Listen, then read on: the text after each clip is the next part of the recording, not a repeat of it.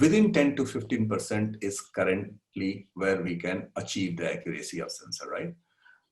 In terms of PM 2.5, PM 10, you can achieve within somewhere 20 to 25%.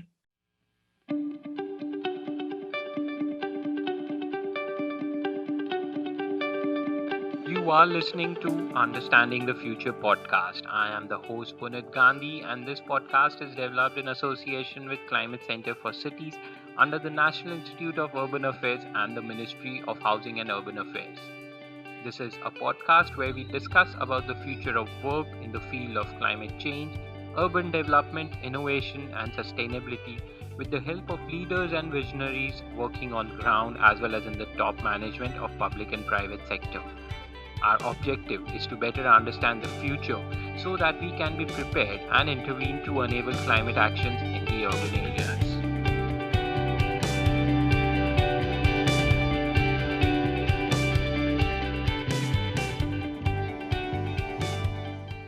Hello, everyone. Welcome to the podcast Understanding the Future. I am the host Punit Gandhi, and today we have with us Dr. Sachidanand Tripathi.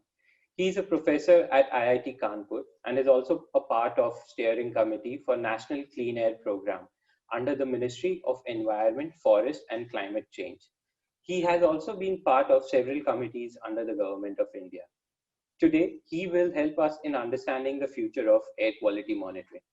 Welcome to the show, Dr. Sachidanand Tripathi.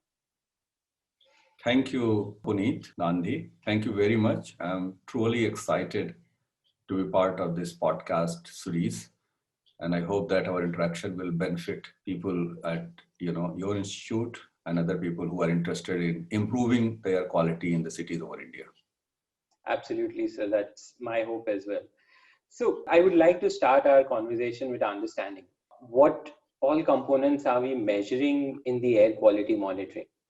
So traditionally, you see that air management, if you see, comes as a part of the overall preservation and conservation of environment, and that has been entrusted with the Central Pollution Control Board at the central level, federal level, and at the state level, there are counterparts which are called State Pollution Control Board.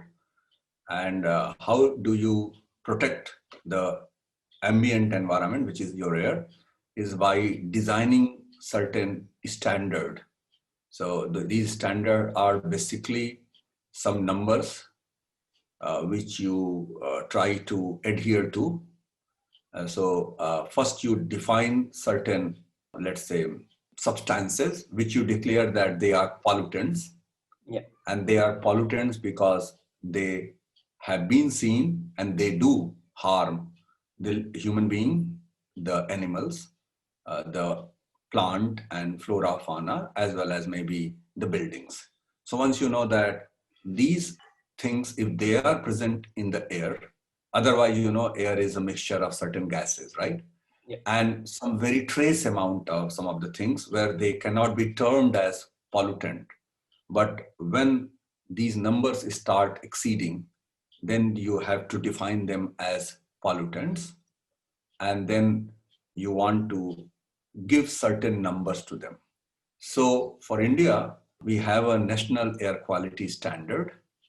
And for that, you basically try to monitor which Central Pollution Control Board and State Pollution Control Board are entrusted to do that, are basically called criteria pollutants. These are PM 2.5, that is particulate matter having size less than 2.5 micron. Then PM 10, likewise having size less than 10 micron. Then 4 kind of oxides, which are gaseous pollutants like sulfur dioxide, nitrogen oxide, 2 metals. For example, lead has been monitored for quite some time because you know that we used to use lead in the fuel, and that had certain reason behind that why people were using that in the vehicles, but it has been stopped seeing its very unwanted effects on human being, etc. So Primarily, you see there are 6 to 7 criterion pollutants which the regulators like to monitor and try to ensure that their values are well within the numbers, what we call as the National Air Quality Standard. So to give an example, that PM 2.5 on a daily basis, that 24-hour average for any place, any city, it should be less than 60 microgram per meter cube. So if it exceeds 60 microgram per meter cube for a particular day, then you would say, well, that day, that air is not meeting the National Air Quality Standard. Okay. Then what happened that since there were 6 such pollutants, then they thought that, well, it's difficult to term the overall quality of air based on 6 such criterion. So rather, can we club them by giving some weights to each of them and come out with a single weighted parameter, which actually started to be called as AQI, Air Quality Index. So instead of looking at each one of them separately, you just actually, you give weight to these numbers, which are actual measured numbers, and then you come out with air quality index. That is what generally you try to measure. Okay, that's I think a very good explanation for the same. So when we are talking about monitoring them or mapping them, so we do have physical stations as well as satellite imagery that we use. Can you explain a bit on both sides? How do we map it and how does that whole process happen? So generally regulators, they try to measure them using reference grade monitors. So reference grade monitors are where the measured quantity are traceable. That means it can be traced to a number which is a standard, which is again traced to a standard in a laboratory. For example, how do you say that this time is 1 second? Because you know a particular kind of a metal and it atom has certain property, and that has been done in a laboratory somewhere in US or India, and you know that that particular property which happens, that happens in 1 second, and that's what all the watches, when what they give you this time 1 second, are traceable to that. Likewise for a 1 kilogram weight or 1 meter distance. So they, as I said, that either you go for reference grade, that becomes very, very complex and expensive. So what they say, actually reference equivalent. So they are not actually reference, but something which is equivalent to reference or can be traced to reference monitors. This is what traditionally still all the regulators like to use. So for example, they use a particular technique called beta attenuation monitor, BAM, and a version of that actually is called EBM, that they use for measuring PM 2.5 and PM 10. This is done in US, this is done in India for measuring PM 2.5 and PM 10. Likewise, there are different kind of analyzers. They all work on some different principles. They work on, they exploit different properties of these 4 gases, which I mentioned before: sulfur dioxide, NOx, ozone, and carbon monoxide. Each of these gas has certain property. You try to harness that property, and that you use in certain kind of analyzers, and they give you very precise numbers for that. These 4 are again used by the regulatory agencies, whether in US or in India, right?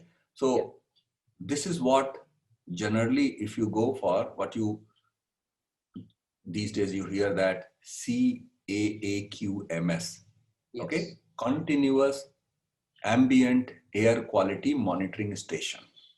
So if you have this, which if you are in Delhi, I'm sure you see those data, and that comes from about 37 stations, which are combined number of stations put together by Central Pollution Control Board and Delhi Pollution Control Committee.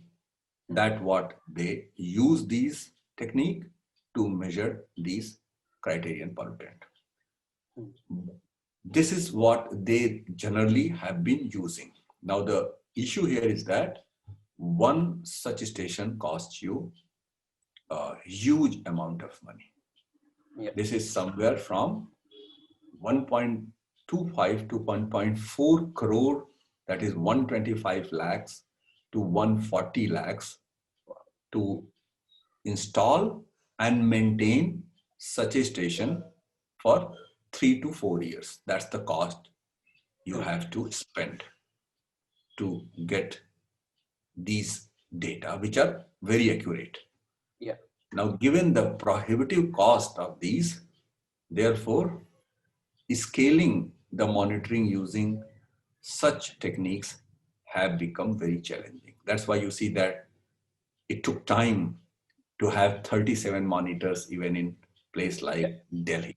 Only in National Capital Territory Delhi, you could have 37 monitors.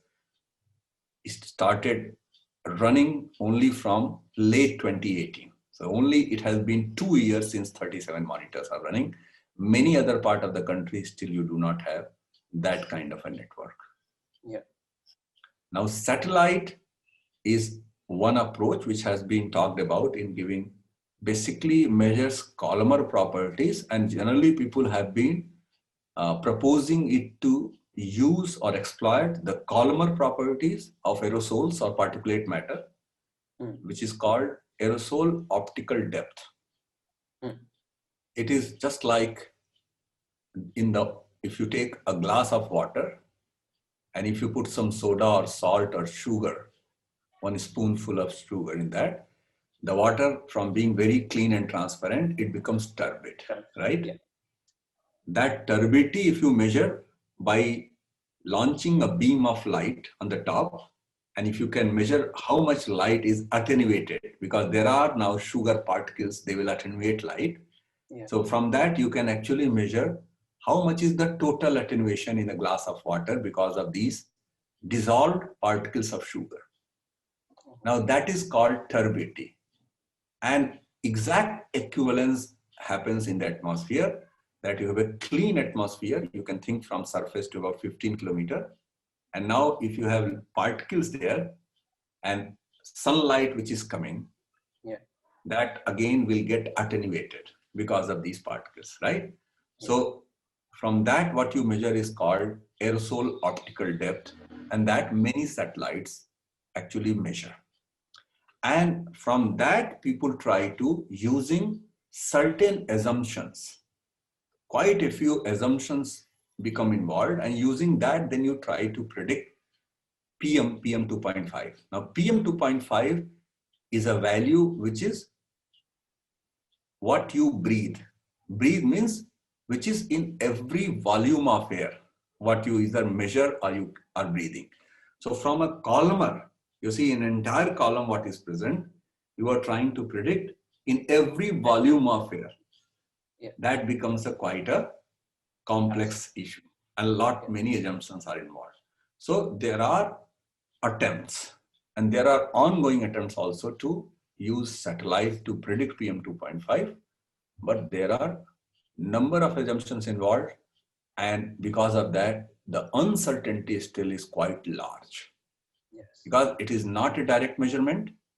First, satellite itself, what it is measuring from the top of atmosphere, wherever it is stationed or it's moving, what it is measuring, that what I mentioned, that atmospheric turbidity or aerosol optical depth, that is not a direct measurement. Again, it measures something else, and then it uses some retrieval algorithms to give you optical depth. So there are assumptions involved there, number one. Wow.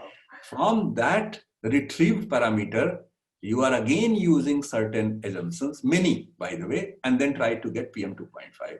So there are very much accepted estimates globally that you can have as much as up to 50% error in that. And this is well accepted also in US. Otherwise, you can probably ask that NASA has several satellites and they are able to get many measurements of aerosol optical depth over US.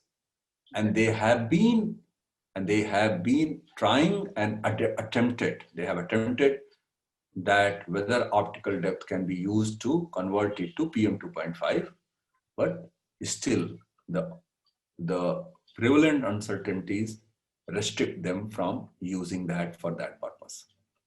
So that is a very clear issue as of now. The second problem there is that not only you have uncertainties, that these satellites actually pass over a region. For example, the satellite data which generally people use in India, that passes over India twice. Yeah. One at about 10 a.m., 10:30 a.m., one in the afternoon around 1:30 p.m. Now you see that, let's say that you are able to predict, quite accurate, which is not true. Still you are able to get only 2 data points in a day. Whereas what we know, and as you know very well, that particulate matter has a very strong variation from the morning to evening. And that determines what you are inhaling, what is your exposure. Yes. So such kind of data can be derived from retrieved optical depth may be used for long-term trends, etc. But for air quality management, I think we are still way off where we can start using it for AQM. Wow, this was, I think, one of the best explanations I've heard for me to clearly understand how this whole process works. Thank you for that. So coming to the follow-up question on this, so I'm assuming now that is why we are trying to build more of IoT-based devices which are cheaper in usage as well, and while we can still monitor some of it, the air quality or at least the hotspots. So how is that development going on in India right now?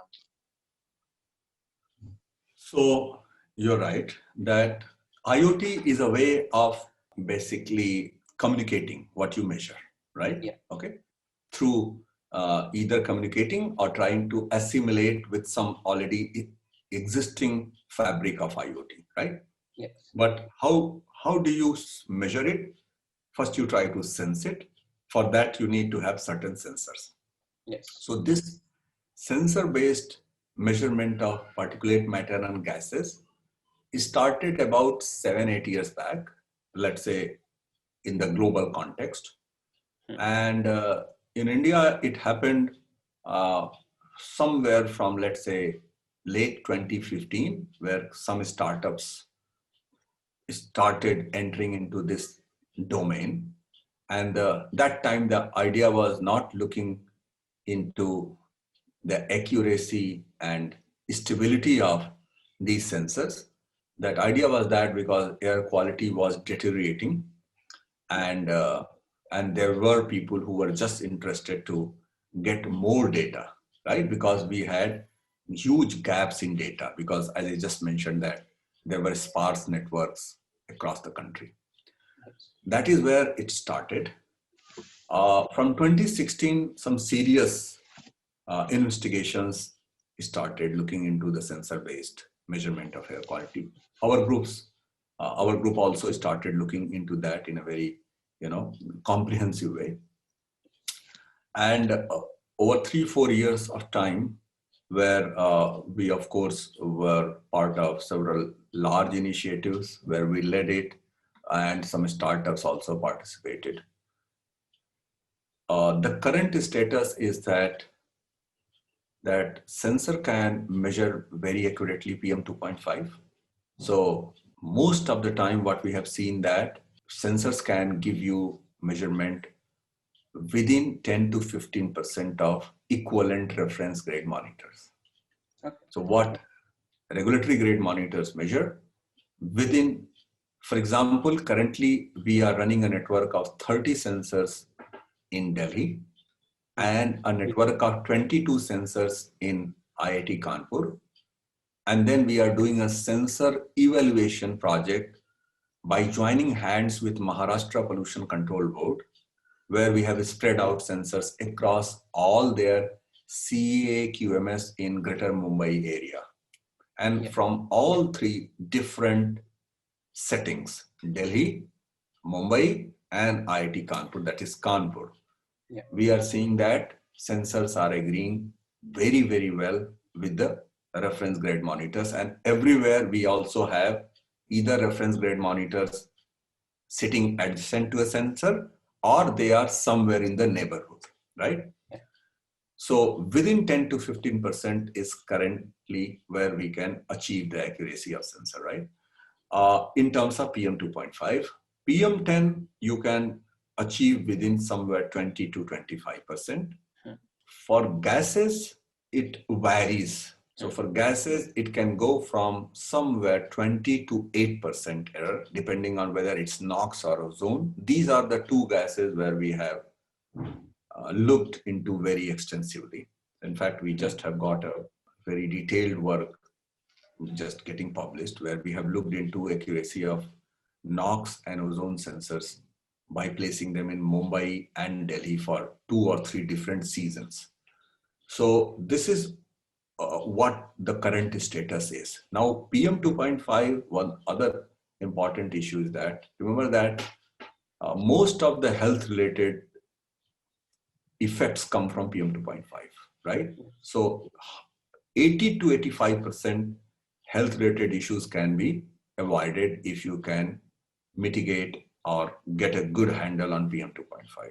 So for PM 2.5, sensors are looking quite good, quite stable, provided that you have to also apply right calibration factors or models. So sometime what happens that these calibration, which are basically coming out of some relationship between the reference grade monitor's value and sensor value, you come out with some kind of a factor. Now, these factors may change depending on the amount of particulate matter, the type of particulate matter, and to a certain extent, environmental factors, for example, temperature, relativity, etc. Yes. If these factors can be obtained and can be applied accurately, and this will change, for example, if sensors are displaced or relocated, or if there is a change in season, or the sensor itself may degrade over a period of time. So if these 3-4 things are taken care of, definitely sensors are looking quite promising in measuring PM 2.5. All these 3 things are actually a very active area of research now, that how one can achieve calibration factor and apply them on the fly. That is, rather than having to recall the sensor to a reference grade monitor site. Instead, if you have some measurement, co-located measurements, either available next to the sensor or from the neighborhood, can you apply them to the sensor's data, right? That's one thing. The second thing also is to look into that whether the sensor itself has some drift just because of some malfunction. Because if you can predict it well, then you should be able to fix it or replace the sensor in advance. That in that way you can avoid loss of data, or you can also avoid erroneous data which might come in, and you will have problem in actually sorting that out. So if you can predict that well, this sensor might go bad, then you can easily just replace them. So these are a couple of things which are happening, and hopefully with that, we should be able to kind of create what you call a end-to-end technology, where the sensors are giving you stable, reliable, accurate, and precise data. And there are now what we have also worked on in last 1.5 years, where we have been able to integrate it with several kind of communication technology, as you mentioned in a question to start with. That earlier we were trying to communicate sensors with the back-end server using GPRS technique, that is cell phone. But many a times and in many regions of the country, you might have poor network issues. And Yes. therefore, if you can also have dual SIM in the sensors, for example, either you can have NB-IoT, what you just mentioned, Yeah. that you have an IoT hub close by, or some other kind of things, for example, 6LoWPAN kind of technology. For example, in your institute or my institute, you can have different like routers and gateway, which form their own network, and somewhere it is connected to the internet, right? So there are these hybrid approaches as the need be can increase the overall relay of data, you can increase the measurement frequency and also the overall collection of the data. So with that, what you are achieving here is that you are achieving a very autonomous kind of a system, Yes. which does not require any manual intervention, Yes. contrary to CA-QMS, which gives you very reliable data, but very expensive. And it requires manned intervention because it requires safety, etc., etc. Whereas these units are just like a little bigger than most of the time than your large size cell phone and smaller than your tablet. Hmm. Literally, they are 9 inch to 4 inches and maybe 2 to 3 inches Wow. deep, right? And that you can just place in anywhere, provided that you have a balcony or something like that. And if there is a stable power supply, and most of the time they can run with their own batteries for 6 to 8 to 10 hours, and they will uninterrupted way, they will just keep on sending the data to your IoT fiber, whatever kind of framework you have. That's the idea, and where people are working on currently. The other important thing here is that the cost factor, that the cost of CA-QMS, I told you, which is about 130 lakhs, if you put a average figure for 3 to 4 years for a system, and definitely you need them because you need them to have accurate data so that you can always drive your sensor to accurate number. Yes. But they can never meet the entire need what you have for doing the monitoring currently, right? So the sensor-based these units, before this kind of research started and startups entered into this domain, so some of the large players were selling it at 4 to 5 lakh. Currently, in fact, they have made it about 8 lakhs per unit. I'm sure you must be aware of some of those. Yeah. And frankly speaking, their data is also not so great because they have not invested so much into improving the calibration and other issue of the data, right? They just they make sure that it is measuring. Yes. What has happened that these startups, whom some of them have worked with me, and we are working with a set of startups while we are evaluating these technologies with Maharashtra Pollution Control Board in Mumbai. The cost has been brought down to 50 to 70,000. Wow. So one unit, if you are only doing PM 2.5 measurement and PM 10, it's about 50,000. And if you want to replace sensors for 2-3 years, you add couple of tens of thousands more, maybe 75,000, and you can have literally a unit running across 3 years without much of a problem.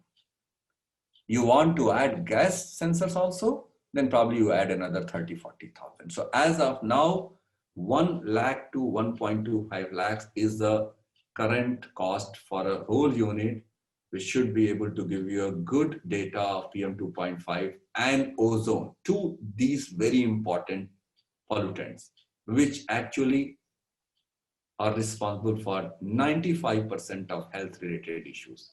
Either you hear about ozone problem or then you hear about PM problem in India or anywhere for that matter.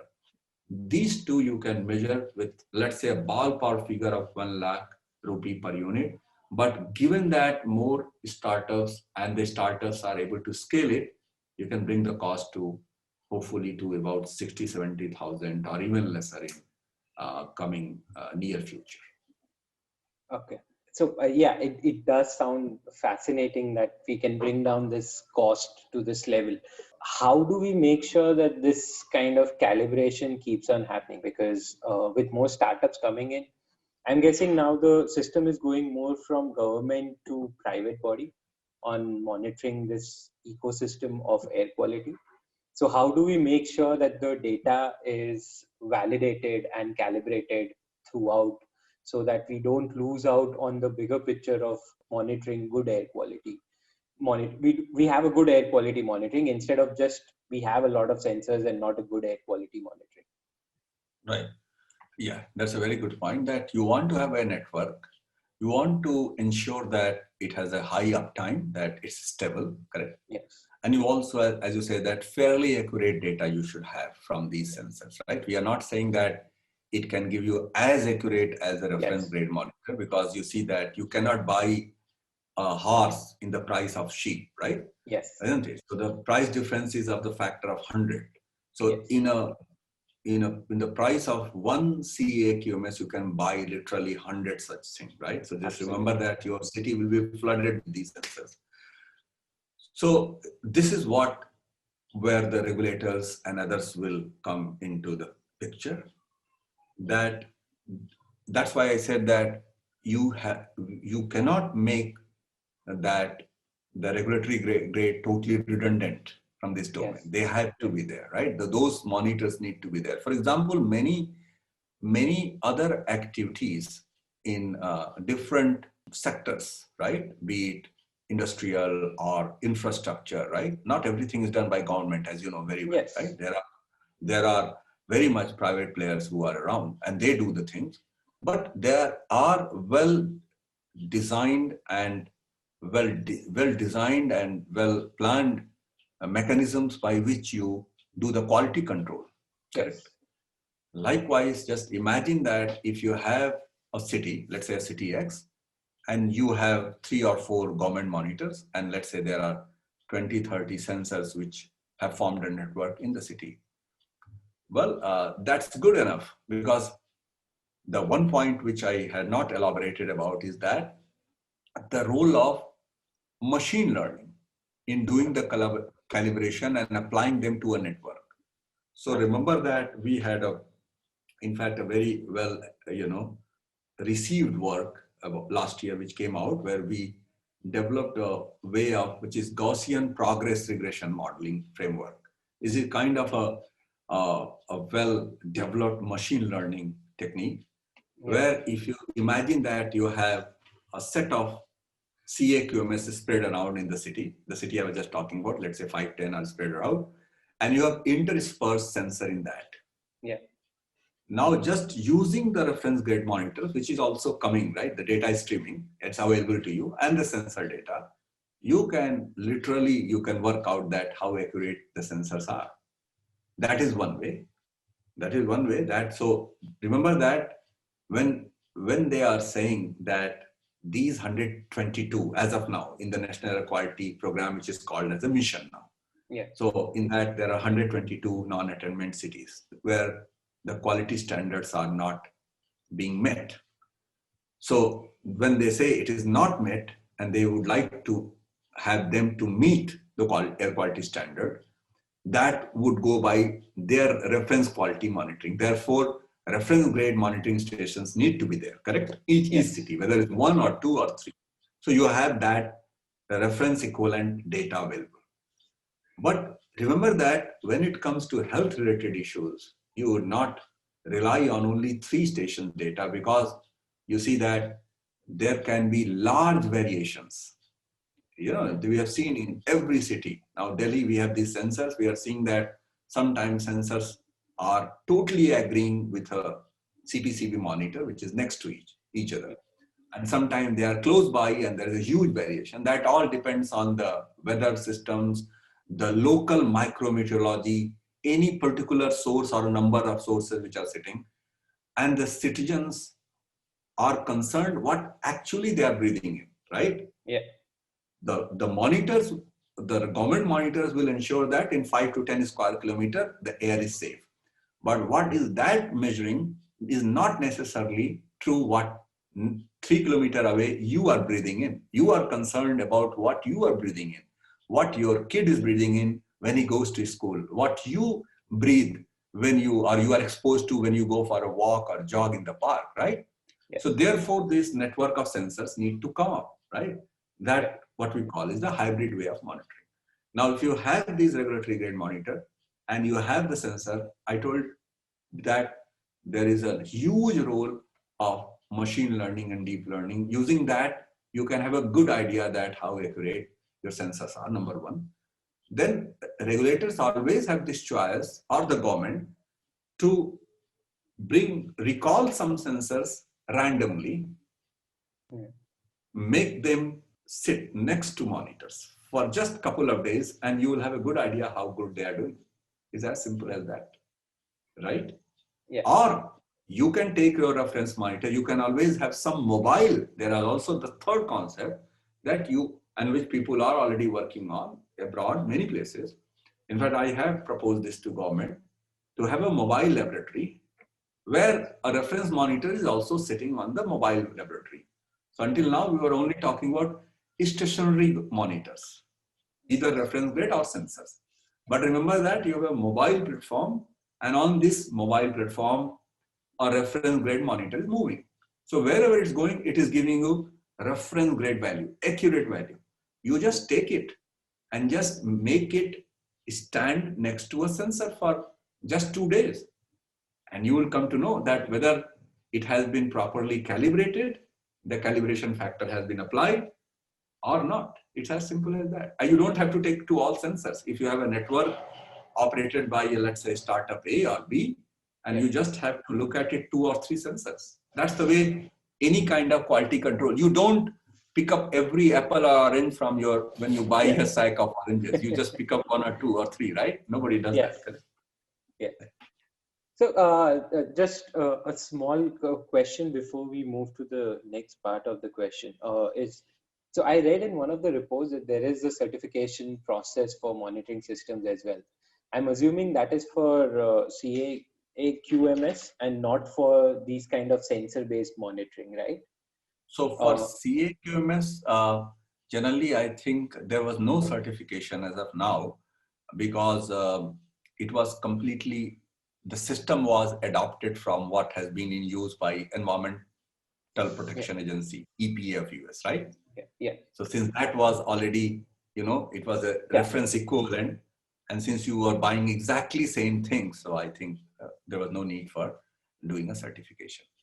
However, there are some development happening where something of that kind has been claimed that is being developed in the country, right? Something of that kind, like reference equivalent kind of a system to monitor particulate matter in the country.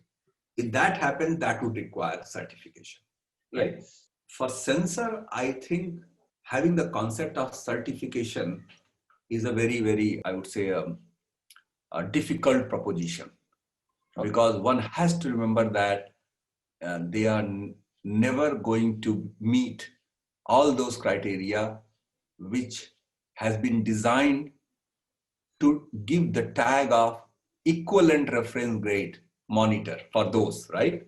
Because the sensor can never meet that. So this probably will be misleading because what you are trying to have is a good idea about what is happening in your neighborhood or everywhere, right? Yeah. You are not designing any regulatory related things based on these measurements, right? So having a certification will be difficult. What one could probably do that can have a little general set of criterion, right? For example, related to their stability. One can say that some, again, broad range of issues related to, or, matrices related to related to error and how well they correlate with the equivalent reference monitors, that can be probably put in place. And based on that, one can, certify some of these sensors. But a certification per se, the way it is done for those equivalent monitors, if that will be done, I think that will be, I would say that quite detrimental to the growth of the people, the startups who are, working in this area.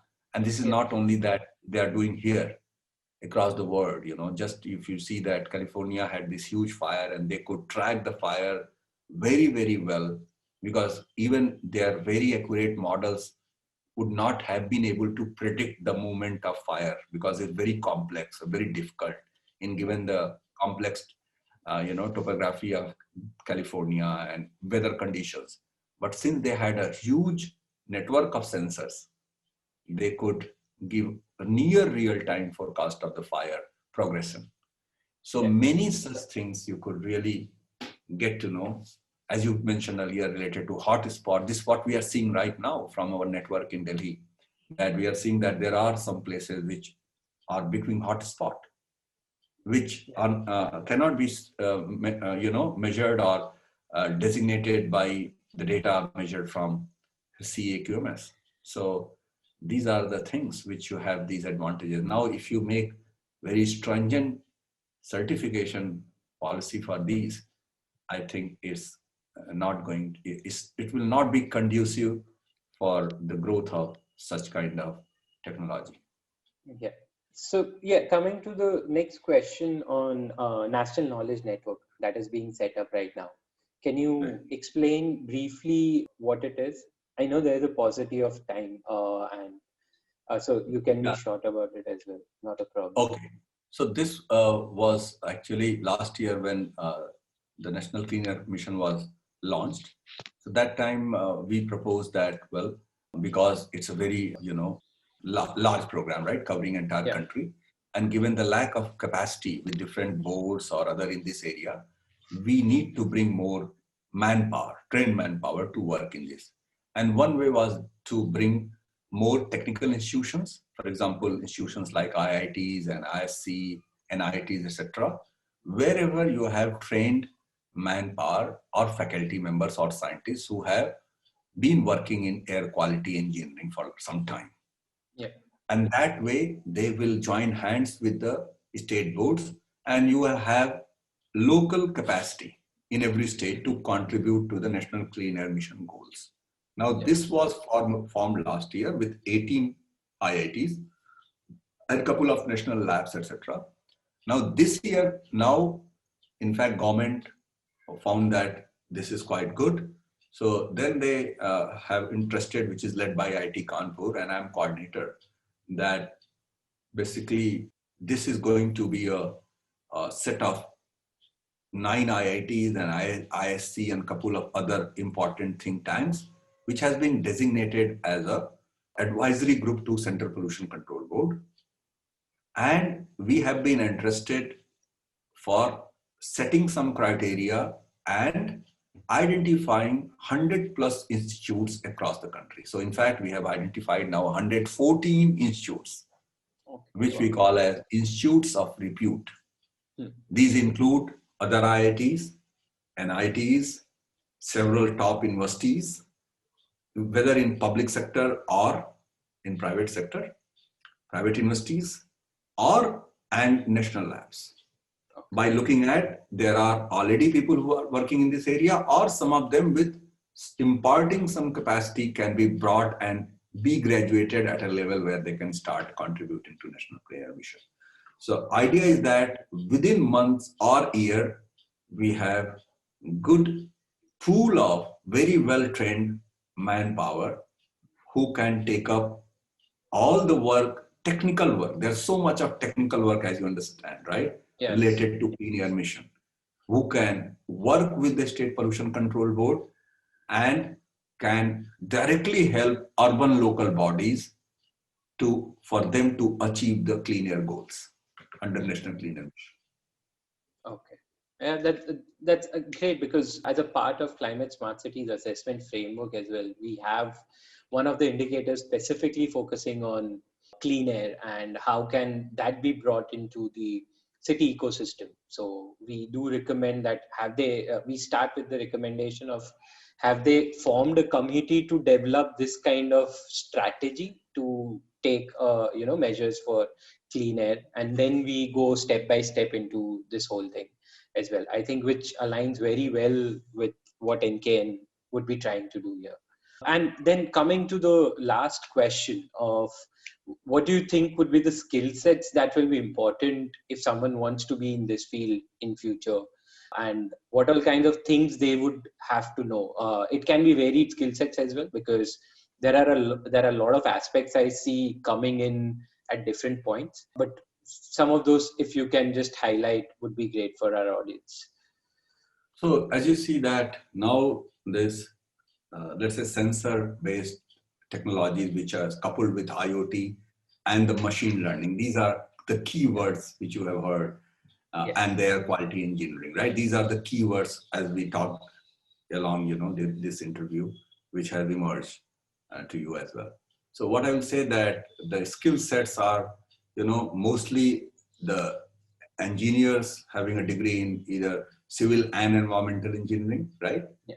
Or sometimes even mechanical engineers would also be able to do that because they can contribute from the sensor side, the sensor development, sensor understanding of sensors, etc.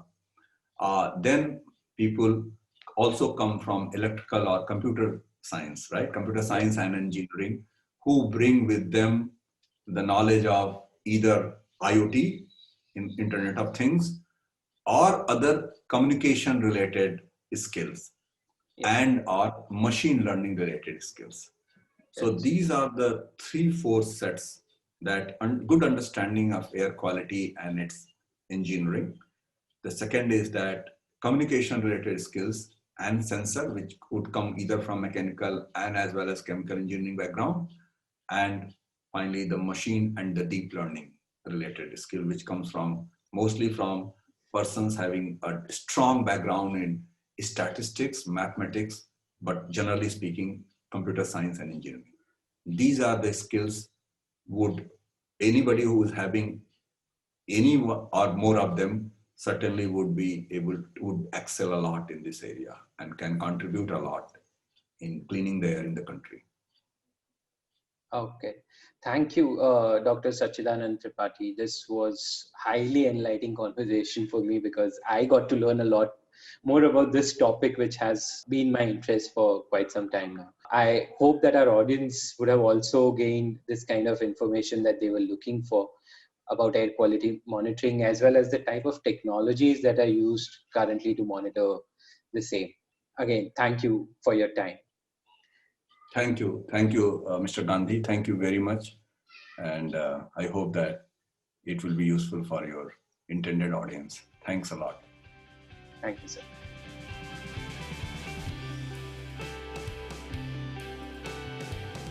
You have been listening to Understanding the Future podcast. To know more about Climate Center for Cities, visit us at www.c-q.niua.org and follow us on LinkedIn, Twitter, and Instagram. The show is conceptualized, hosted, and produced by Punit Gandhi. You can listen to the show on Apple Podcast, Google Podcast, and Spotify. So don't forget to subscribe to the podcast and share it with your friends and colleagues. Thank you and stay tuned for the next episode.